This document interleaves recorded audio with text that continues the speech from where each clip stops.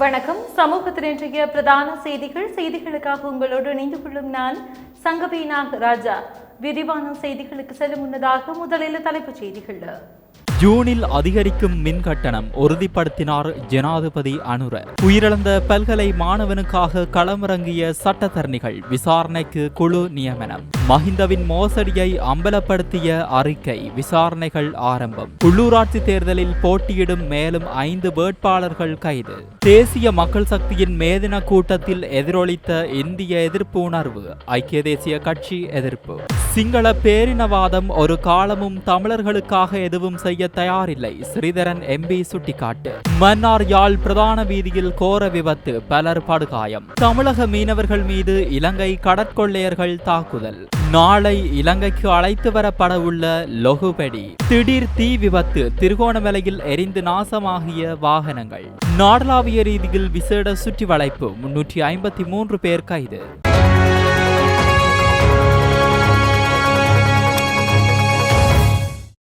2025 June மாதத்தில் மின்சார கட்டண திருத்தத்தின் போது கட்டண அதிகரிப்பு மேற்கொள்ளப்படும் என ஜனாதிபதி அனுரகுமார திசாநாயக்க தெரிவித்துள்ளார். தொலைக்காட்சி அரசியல் கலந்துரையாடல் ஒன்றின் போது அவர் இவ்வாறு தெரிவித்துள்ளார். சர்வதேச நாணய நிதியத்தின் பரிந்துரைகளுடன் இணைந்து இந்த செலவு மின்சார விலை நிர்ணயம் மேற்கொள்ளப்படுவதை அவர் வலியுறுத்தியுள்ளார். தொடர்ந்தும் திரைசேரி இலங்கை மின்சார சபைக்கு கால வரையின்றி மானியம் வழங்க முடியாது. எனவே உண்மையான உற்பத்தி செலவுகளின் அடிப்படையில் மின்சாரம் விலை நிர்ணயம் செய்யப்பட வேண்டும் என்று அவர் கூறியுள்ளார். அரசாங்கம் மீன்பிடித்துறை போன்ற பாதிக்கப்படக்கூடிய சமூகங்களுக்கு திரைசேரி மூலம் நிவாரணம் வழங்க முடியும். எனினும் இலங்கை பெட்ரோலிய கூட்டுத்தாபனம் போன்ற அரசுக்கு சொந்தமான நிறுவனங்கள் வணிக கொள்கைகளின் அடிப்படையில் செயல்பட வேண்டும் என்று ஜனாதிபதி தெளிவுபடுத்தியுள்ளார். மின்சார கட்டணங்களின் அடுத்த திருத்தம் ஜூன் மாதம் 1ஆம் தேதி மேற்கொள்ளப்படும் என்பதையும் அவர் உறுதியளித்துள்ளார். இது ஒரு தேர்தல் தந்திரம் அல்ல என்றும் கணிப்புகள் மற்றும் ஒழுங்குமுறை மேற்பார்வையின் அடிப்படையில் திட்டமிடப்பட்ட சரி செய்தல் என்றும் அவர் தெரிவித்துள்ளார். சப்ரகமுவ பல்கலைக்கழக மாணவரின் மரணம் தொடர்பாக பாதிக்கப்பட்ட தரப்பினர் போலீசாருக்கு வழங்கிய வாக்குமூலங்களின் அடிப்படையில் எதிர்காலத்தில் சட்ட நடவடிக்கைகளை மேற்கொள்வதற்கு தேவையான உதவிகளை வழங்குவதாக பாதிக்கப்பட்ட தரப்பினரை பிரதிநிதித்துவப்படுத்தும் சட்டத்தரணிகள் தெரிவிக்கின்றனர். இன்று ஊடகங்களுக்கு கருத்து தெரிவித்த சட்டத்தரணிகள் உயிரிழந்த மாணவனுக்கும் பாதிக்கப்பட்ட தரப்பினருக்கும் நீதி கிடைக்கும் என்று நம்புவதாக கூறினர். சப்ரகமுவ பல்கலைக்கழகத்தின் தொழில்நுட்பம் பொறியியல் பீடத்தில் 2ஆம் ஆண்டு மாணவரான சரித் தில்ஷான் கடந்த 29ஆம் தேதி தற்கொலை செய்து கொண்டார். மன அழுத்தம் காரணமாக தற்கொலை செய்து கொள்வதாக அவர் கடிதம் எழுதியிருந்தாலும் பல்கலைக்கழகத்தில் ஏற்பட்ட பகுடிவதையை தாங்க முடியாமல் சரித் தற்கொலை செய்து கொண்டதாக அவரது உறவினர்கள் மற்றும் நண்பர்கள் குற்றம் சாட்டினர். இந்த சம்பவம் தொடர்பாக உயர்கல்வி அமைச்சு நேற்று அறிக்கையொன்றை வெளியிட்டு இந்த விடயம் குறித்து முழுமையான விசாரணை நடத்த ஒரு விசாரணை குழு நியமிக்கப்பட்டுள்ளதாகவும் அதன் அறிக்கை கிடைத்தவுடன் சம்பவம் தொடர்பாக உரிய நடவடிக்கை எடுக்கப்படும் என்றும் குறிப்பிடப்பட்டுள்ளது. சரித்துடன் பகுடிவதைக்கு உள்ளானதாக கூறப்படும் 16 மாணவர்களிடம் சமநலவெவ போலீசார் நேற்று வாக்குமூலங்களை பதிவு செய்தனர். அந்த மாணவர்கள் மற்றும் பாதிக்கப்பட்ட தரப்பினர் சார்பில் சட்டத்தரணிகளான சச்சிக பலிகவடன மற்றும் கல்ஹார விஜயசிங்க ஆகியோர் முன்னிலையாகி முன்னாள் ஜனாதிபதி மஹிந்த ராஜபக்சவின் வாசஸ்தலத்தை புனரமைப்பதற்கான செயற்பாடுகளில் 55 கோடி ரூபாய் மோசடி செய்யப்பட்டுள்ளதாக கணக்காய்வாளர் நாயகத்தின் அறிக்கை தெரிவிக்கின்றது. முன்னாள் ஜனாதிபதி மஹிந்த ராஜபக்சவுக்கு வழங்கப்பட்டுள்ள விஜயராம இல்லத்தை புனரமைப்பதற்காக கடந்த 2021ஆம் ஆண்டின் அக்டோபர் மாதம் 6ஆம் தேதி அமைச்சரவையின் அனுமதி வழங்கப்பட்டிருந்தது. அதன்பின் எந்தவித கேள்வி கோரலுமின்றி ஒப்பந்ததாரர்கள் பணிக்கு அமர்த்தப்பட்டுள்ளதுடன் புனரமைப்பு வேலைகளுக்காக சுமார் 119 கோடியே 62 லட்சம் ரூபாய் செலவிடப்பட்டுள்ளது. இதில் 55 கோடியே 70 லட்சத்து 30,000 ரூபாய் அளவிலான போலியான கொள்வனவு சீட்டு மற்றும் அதிகரித்த விலை கொண்ட கொள்வனவு சீட்டுகள் ஊடாக மோசடி செய்யப்பட்டுள்ளமை கணக்காய்வு அறிக்கைகள் மூலம் தெரிய வந்துள்ளது. சம்பவம் தொடர்பில் தற்போதைக்கு மேலதிக விசாரணைகள் முன்னெடுக்கப்பட்டுள்ளன. உள்ளூராட்சி தேர்தலில் போட்டியிடும் மேலும் 5 வேட்பாளர்கள் கைது செய்யப்பட்டுள்ளனர். நேற்று காலை 6 மணி முதல் இன்று காலை 6 மணி வரை தேர்தல் விதிமீறல்கள் உள்ளிட்ட முறைப்பாட்டுக்கு அமைய இவர்கள் கைது செய்யப்பட்டுள்ளதாக தெரிவிக்கப்படுகிறது. கடந்த 24 மணி நேரத்தில் நாட்டின் பல்வேறு பகுதிகளிலிருந்து தேர்தல் தொடர்பான 8 குற்றவியல் முறைப்பாடுகளும் தேர்தல் விதிமீறல் தொடர்பான 27 முறைப்பாடுகளும் பெறப்பட்டுள்ளன. அந்த முறைப்பாடுகள் தொடர்பாக 5 வேட்பாளர்களும் 22 அரசியல் கட்சி ஆதரவாளர்களும் கைது செய்யப்பட்டுள்ளனர். அதன்படி உள்ளூராட்சி தேர்தல் தொடர்பாக இதுவரை 43 வேட்பாளர்கள் உட்பட 233 நபர்கள் போலீசாரினால் கைது செய்யப்பட்டுள்ளதாக கூறப்படுகிறது. போலீசாருக்கு கிடைத்த முறைப்பாடுகளின் எண்ணிக்கை 524ஆக அதிகரித்துள்ளதாகவும் போலீஸ் தலைமையகம் தெரிவித்துள்ளது. பொருளாதார நெருக்கடியின் போது இலங்கை மக்களுக்கு ஆதரவாக நின்று நமது பொருளாதார மீட்சிக்கு ஆதரவளித்து இந்தியா மீதான பகையுணர்வு இலங்கையின் சர்வதேச உறவுகளை நிச்சயமாக ஆபத்தில் ஆழ்த்தும் என ஐக்கிய தேசிய கட்சியின் பொதுச் செயலாளர் தலதா அத்தகோரல தெரிவித்துள்ளார். நேற்று விசேட அறிக்கை ஒன்றை வெளியிட்டு அவர் இவ்வாறு தெரிவித்துள்ளார். அந்த அறிக்கையில் மேலும் தெரிவிக்கப்பட்டுள்ளதாவது, அரசியல் கட்சிகளுக்கிடையில் மே தினத்திற்காக மக்களை ஒன்று கூட்ட போட்டியிட்டுக் கொள்ளும் கலாச்சாரம் எம்மால் நிறைவுக்கு கொண்டுவரப்பட வேண்டும். அதற்கு பதிலாக ஐக்கிய தேசிய கட்சியானது எமது செய்தியை கிராம மட்ட மக்களிடம் கொண்டு செல்வதற்கு நடவடிக்கை எடுத்திருக்கிறது. தேசிய மக்கள் சக்தியின் மே தின கூட்டத்தில் எதிரொலித்த இந்திய எதிர்ப்பு உணர்வையும் ஐக்கிய தேசிய கட்சி கண்டிக்கிறது. நமது பொருளாதார நெருக்கடியின் போது இலங்கை மக்களுக்கு ஆதரவாக நின்று நமது பொருளாதார மீட்சிக்கு ஆதரவளித்தது இந்திய அரசுதான். ஆளும் கட்சியின் மேதின கூட்டத்தின் போது இந்திய அரசாங்கத்தின் மீது தேவையற்ற தாக்குதல் நடத்தப்படுவது இலங்கையின் சர்வதேச உறவுகளை நிச்சயமாக ஆபத்தில் ஆழ்த்தும் என்றுள்ளது. சிங்கள பேரினவாதம் ஒரு காலமும் தமிழர்களுக்காக எதுவும் செய்ய தயாரில்லை. நாங்கள் அவர்களுடன் சேர்ந்து பயணிப்பதனால் என்ன பலன் என கிளிநொச்சி மாவட்ட நாடாளுமன்ற உறுப்பினர் சிவஞானம் ஸ்ரீதரன் கேள்வி எழுப்பியுள்ளார். மன்னார் அடம்பனில் முன்னாள் பாராளுமன்ற உறுப்பினர் சார்ல்ஸ் நிர்மலநாதன் ஏற்பாடு செய்த மக்கள் சந்திப்பு நேற்று மாலை இடம்பெற்றது. இதன்போது கலந்து கொண்டு உரை நிகழ்த்துகையில் அவர் இவ்வாறு தெரிவித்தார். அவர் மேலும் தெரிவிக்கையில், சிங்கள பௌத்த நாட்டிலே முதல் தோன்றி வளர்ந்தவர்கள் தமிழர்கள். அவர்கள் பஞ்ச ஈச்சரங்களோடு வரலாற்று ரீதியாக இந்த மண்ணிலே இருந்தார்கள். இங்கே விஜயனும் தோழர்களும் வந்துதான் புதியொரு இனத்தை உருவாக்கினார்கள். எங்களுடைய இனம் மெல்ல மெல்ல அடிமையாக்கப்பட்ட என்ற வரலாற்றை அவர்கள் இருக்க தயாரில்லை. ஒரு இறமையோடும் சுதந்திரத்தோடும் தங்களுக்கான சுயாட்சியோடு வாழ்ந்த தமிழர்களை போர்த்துகேயர்களும் ஒல்லாந்தர்களும் ஆங்கிலேயர்களும் படிப்படியாக வந்து தாங்களால் அதனை பறித்து எங்களுடைய இறமையை பறித்து சிங்களவர்கிட்ட கொடுத்தார்கள். அது இன்றைக்கு சிங்களவர்கிட்ட கையில் இருக்கு. ஆனால் நாங்கள் இறமையோடு வாழ்ந்த இனம், சுதந்திரத்தோடு வாழ்ந்த இனம், எங்களுக்கான உரிமையோடு வாழ்ந்த இனம், அந்த இறையாண்மையை மீள பெற்றுக் கொள்வதற்காகத்தான் இந்த மண்ணிலே நாங்கள் 60,000க்கும் மேற்பட்ட மாவீரர்களை விதைத்திருக்கிறோம். வீட்டுக்கு வீடு போராளிகளையும் விழுப்புணர்ந்தவர்களையும் பார்க்கிறோம். வலிந்து காணாமல் ஆக்கப்பட்டவர்களுடைய கதைகளை கேட்கிறோம், போராட்டங்களை பார்க்கிறோம். இன்றைக்கும் தன்னுடைய கணவன் வருவான் என்று பொட்டளிக்காது பூவோடு தன்னுடைய தாலியை கலட்டாமல் இருக்கிற எங்கள் சகோதரிகளை பார்க்கிறோம். உங்களுடைய கண்ணுக்கு முன்னால நாங்கள் இவ்வளவையும் பார்த்து கொண்டுதான் இப்போ ஒருவர் வந்து டபுள் பாக்கெட் அவர் மேடையில் துண்டி ஏறுறார். அவரை பார்க்க எங்கடப்படிகள்லையும் கொஞ்சம் பேர் போறாங்க. எங்களுடைய ஆக்கள்லையும் கொஞ்சம் பேர் சொல்றார்கள், அவனுடைய இளைஞன் அவன் துண்டி ஏறுறான் மேடையிலே, அவன் இந்த நாட்டுக்கு ஜனாதிபதி. சார்ல்ஸ் நிர்மலநாதன் 72ஆம் ஆண்டு பிறந்தவர், நினைக்கிறேன் 75ஆம் ஆண்டு போங்க கூட்டிட்டேன் நான், 75ஆம் ஆண்டு பிறந்தவர். அனுபகுமார சாநாயக்கா எத்தனையாம் ஆண்டு பிறந்திருப்பார்? 68ஆம் ஆண்டு நவம்பர்ல பிறந்தவர். அவருக்கு இவருக்கு 7 வயது வித்தியாசம், அவரை விட 7 வயது குறைய.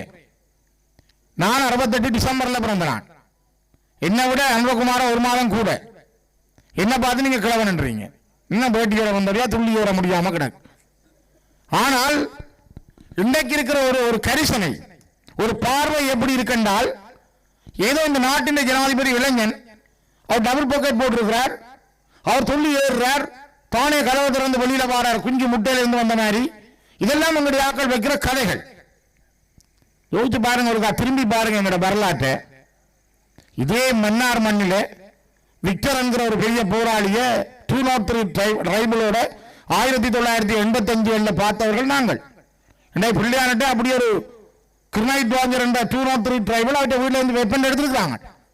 ஆனா இது நாங்கள் எப்போ பார்க்கிறாங்க, 1985 இந்தியாவில இருந்து நெடுமாறன் ஐயாவை கொண்டு வந்து இவ்விடமெல்லாம் காட்டுகிற பொழுது இந்த மண்ணினுடைய வீர தளபதி விக்டர் அண்ணன் எங்களுக்கு முன்னால வந்து போன அந்த நாட்களை, அந்த அழகை, அந்த தளபதியினுடைய உருவத்தை ஒரு முறை நீங்கள் சிந்தித்து பாருங்கள். மன்னார் மண்ணினுடைய தளபதி சுமனுடைய அந்த வாழ்க்கையை, அவருடைய நடவடிக்கைகளை, அவருடைய படை நடத்தல்களை யோசித்து பாருங்கள். இந்த மண்ணில் பிறந்து வளர்ந்த தளபதி லக்ஷ்மணை ஒரு முறை நினைந்து பாருங்கள்.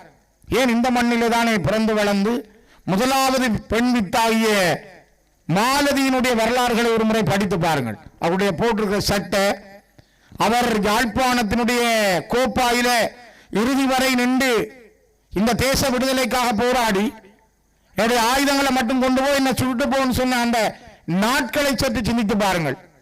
தேச விடுதலை போராட்ட வரலாற்றில் முதல் பெண் மாவீரர். இன்னைக்கு நாங்கள் நின்று பேசுற மண், எங்கள் எல்லாருக்கும் கால் கூச வேணும், எங்களோட உடம்புல ஒரு உணர்வு ஏற்பட வேணும். ஏனென்றால் நாங்கள் அப்படிப்பட்ட மண்ணில் இருக்கிறோம். நாங்கள் இந்த மண்ணில் தான் இந்த வரலாற்றை பார்க்கிறோம். இங்கேயும் 6-1-2 இருக்கும், 6-1-2 வித்தியாசமா தான் யோசிக்கிற மாதிரி போய். மன்னார் யாழ் பிரதான வீதி கள்ளியடி பகுதியில் இன்று சனிக்கிழமை காலை இடம்பெற்ற கோர விபத்தில் பலர் காயமடைந்துள்ளனர். மன்னாரில் உள்ள ஆடை தொழிற்சாலை ஒன்றில் கடமையாற்றும் பணியாளர்களை ஏற்றி வந்த தனியார் பேருந்து கள்ளியடி பகுதியில் பணியாளர்களை ஏற்றுவதற்காக வீதிக்கு அருகில் நிறுத்தி வைக்கப்பட்டிருந்தது. இதன்போது வாகனம் ஒன்று கட்டுப்பாட்டை இழந்து நிறுத்தி வைக்கப்பட்டிருந்த குறித்த பேருந்துடன் மோதி பின்னர் வீதியில் மோட்டார் சைக்கிளில் நின்று கொண்டிருந்த ஒருவர் மீது மோதி பாரிய விபத்து ஏற்பட்டுள்ளது. இதன்போது மோட்டார் சைக்கிளில் நின்ற நபர் காயமடைந்ததால் அவரது மோட்டார் சைக்கிளும் பலத்த சேதமடைந்துள்ளது. குறித்த விபத்தில் குறித்த வாகனத்தின் சாரதி மற்றும் உதவியாளர் ஆகிய இருவரும் காயமடைந்துள்ளனர். மேலும் ஆடை தொழிற்சாலை பணியாளர்கள் 9 பேர் காயமடைந்துள்ளனர். காயமடைந்தவர்கள் மன்னார் மாவட்ட பொது வைத்தியசாலையில் அனுமதிக்கப்பட்டுள்ளனர். குறித்த விபத்து குறித்து இலுப்பைக்கடவை போலீசார் மேலதிக விசாரணைகளை மேற்கொண்டு வருகின்றனர். தமிழக மீனவர்கள் மீது இலங்கை கடற்கொள்ளையர்கள் நடத்திய தாக்குதலில் படுகாயமடைந்து 17 மீனவர்கள் வைத்தியசாலையில் அனுமதிக்கப்பட்டுள்ளனர். மேலும் படுகாயமடைந்த மீனவர்கள் கரை திரும்ப முடியாமல் தவிக்கின்றனர் எனவும் தெரிய வருகிறது. நாகை மாவட்டம் அக்கரைப்பேட்டை மீனவ கிராமத்தை சேர்ந்த ஆனந்த் என்பவருக்கு சொந்தமான ஃபைபர் படகில் 5 மீனவர்கள் மீன்பிடிக்க சென்றுள்ளனர். கோடியக்கரை தென்கிழக்கே மீன்பிடித்துக் கொண்டிருந்த நாகை மீனவர்களை அதிவேக படகில் வேகமாக வந்த 6 பேர் கொண்ட இலங்கை கடற்கொள்ளையர்கள் தடுத்து நிறுத்தி கத்தி முனையில் தாக்குதலை நடத்தினர். ஆயுதங்களால் தாக்கி மீனவர்களிடம் இருந்த வலை, GPS கருவி, மீன்கள் உள்ளிட்ட தளவாட பொருட்களை கொள்ளையடித்து சென்றனர். இதேபோல அடுத்தடுத்து சுற்றி வளைத்த இலங்கை கடற்கொள்ளையர்கள் செருதூர் கிராமத்தை சேர்ந்த 7 மீனவர்கள், வெள்ளப்பள்ளம் கிராமத்தை சேர்ந்த 5 மீனவர்கள் மீது கொலைவரி தாக்குதலை நடத்தியுள்ளனர். இது தொடர்பில் இந்திய மீனவ சங்க பிரதிநிதிகள் தெரிவிக்கையில், நாகை மாவட்டம் செருதூர் மீனவர் கிராமத்துல இருந்து பேசுறோம். இப்போ வந்துகிட்டு நேற்று காலையில 11 மணிக்கு கடலுக்கு போன போட்டுல இலங்கை கடற்கொள்ளையர்கள் சேர்ந்து நம்ம மாவட்டத்தில் உள்ள போட்டுகளை எல்லாருமே அடித்து நிறைய பேர் 20 பேர் போல் பெரிய ஹாஸ்பிட்டலில் அட்மிஷன் பண்ணிருக்காங்க. இதில் மத்திய மாநில அரசு தலையிட்டு இந்த மாதிரி கடற்கொள்ளையர்கள் தாக்குறதுக்கு எங்களுக்கு இழப்பீடு வேணும். இதுக்கு மேலே இந்த மாதிரி சம்பவம் நடக்காத அளவுக்கு மத்திய மாநில அரசு துரித நடவடிக்கை எடுக்கணும்னு சொல்லிட்டு எங்கள் மாவட்ட சார்பாக கேட்டுக்கிறோம். இப்போ இது சம்பந்தமாக நாங்கள் என்ன பண்ணியிருக்கோம்னாக்கா தொழில் முறையில் ஈடுபட்டிருக்கோம். இதுக்கு மேலே இந்த மாதிரி பண்ணாக்கா நாங்கள் தொடர் வேலை நிறுத்தம் தொடர் மாதிரி இருக்கோம். அதுக்கு உரிய விலை நிர்ணயிக்கப்படாத நிலையில் தங்களது தொழில்துறை பாதிக்கப்பட்டுள்ளதாக வாழை உற்பத்தியாளர்கள் தெரிவித்துள்ளனர். தம்புத்தேகம பொருளாதார மத்திய நிலையத்திற்கு தற்போது அதிக அளவில் வாழைப்பழங்கள் கொண்டுவரப்படுகின்றன. இருப்பினும் அவற்றுக்கான உரிய விலை கிடைக்கப்பெறவில்லை என விவசாயிகள் தெரிவிக்கின்றனர். 1 கிலோகிராம் புளி மற்றும் சீனி வாழைப்பழங்கள் 30 முதல் 40 ரூபாய் வரையில் விற்பனை செய்யப்படுகின்றன. இதன் காரணமாக தங்களது தரப்பு நஷ்டத்தை எதிர்நோக்குவதாக வாழை உற்பத்தியாளர்கள் தெரிவிக்கின்றனர். பெலருஸ் நாட்டில் கைது செய்யப்பட்டு பாதாள உலக கும்பலைச் சேர்ந்த லொகுபெடி நாளை ஞாயிற்றுக்கிழமை இலங்கைக்கு அழைத்து வரப்பட உள்ளதாக தகவல் வெளியாகியுள்ளது.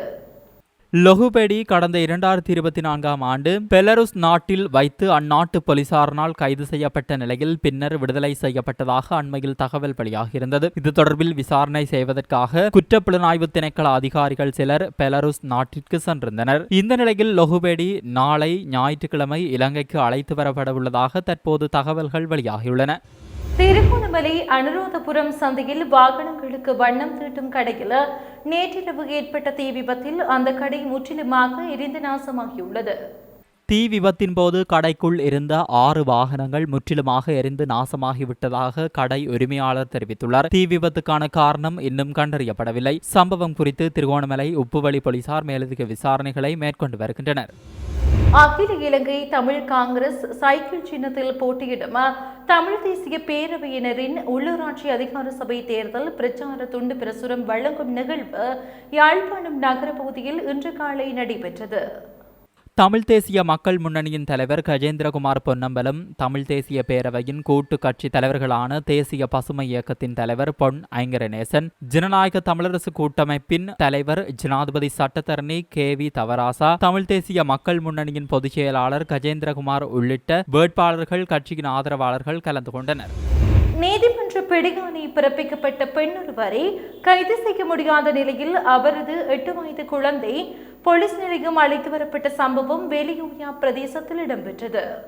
வெளியோயா போலீஸ் பிரிவுக்குட்பட்ட பிரதேசம் ஒன்றில் வசிக்கும் பெண்ணொருவருக்கு நீதிமன்றம் மூலம் பிடியாணை உத்தரவு பிறப்பிக்கப்பட்டுள்ளது. இதனையடுத்து போலீசார் குறித்த பெண்ணின் வீடு தேடிச் சென்ற போது அவர் தப்பிச் சென்றுள்ளார். இந்த நிலையில் வீட்டில் தனிமையில் இருந்த 8 வயது குழந்தையை போலீசார் போலீஸ் நிலையம் அழைத்து வந்து தடுத்து வைத்துள்ளனர். அதன்பின் குழந்தையின் தாயார் வந்து போலீசில் சரணடைந்த பின்னரே குழந்தையை உறவினர்களிடம் ஒப்படைத்துள்ளனர். எனினும் குழந்தையின் தாயார் போலீசாரை கண்டு தப்பியோடிய சந்தர்ப்பத்தில் குழந்தை தனிமையில் இருந்த காரணத்தினால் அதன் பாதுகாப்பிற்காகவே போலீஸ் நிலையம் அழைத்து வரப்பட்டதாக போலீஸ் ஊடக பிரிவு இந்த சம்பவம் குறித்து விளக்கம் அளித்துள்ளது. நாடளாவிய ரீதியில் நேற்று மேற்கொள்ளப்பட்ட விசேட சுற்றிவளைப்பு நடவடிக்கையின் போது 353 பேர் கைது செய்யப்பட்டுள்ளதாக போலீஸ் ஊடக பிரிவு தெரிவித்துள்ளது. குறித்த சந்தேக நபர்கள் போதைப் பொருட்களுடன் கைது செய்யப்பட்டுள்ளதாக தெரிவிக்கப்படுகிறது. அதன்படி ஹெரோயின் போதைப் பொருளுடன் 102 பேரும், ஐஸ் போதைப் பொருளுடன் 143 பேரும், கஞ்சா போதைப் பொருட்களுடன் 100 பேரும், கஞ்சா செடிகளுடன் 4 பேரும், போதை மாத்திரைகளுடன் 4 பேரும் போலீசாரினால் கைது செய்யப்பட்டுள்ளனர். இத்துடன் சமூகத்தின் இன்றைய பிரதான செய்திகள் நிறைவு பெறுகிறது. தொடர்ந்தும் சமூகத்தோடு இணைந்திருங்கள். நன்றி. இது போன்ற செய்திகளை தெரிந்து கொள்ள சமூகம் நியூஸ் சேனலை சப்ஸ்கிரைப் செய்து அருகில் உள்ள பெல் பட்டனை கிளிக் செய்யுங்கள். மேலும் இது போன்ற செய்திகளை உடனுக்குடன் தெரிந்து கொள்ள சமூகமீடியா.com என்ற இணையதளத்தின் வாயிலாகவும் எங்களுடன் இணைந்திருங்கள்.